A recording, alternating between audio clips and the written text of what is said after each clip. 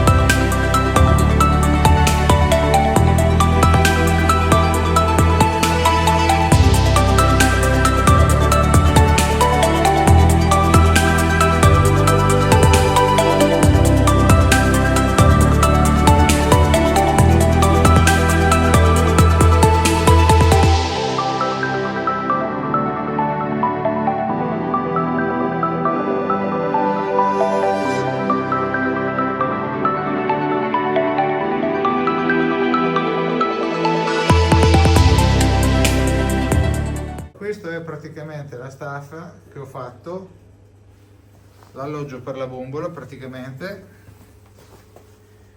che l'ho fissata praticamente sui fori già esistenti della gamba del tavolo. L'altra staffa che ho sempre fatto io, che serve praticamente per alloggiare questo supporto portabombole. Vi ringrazio per la visione.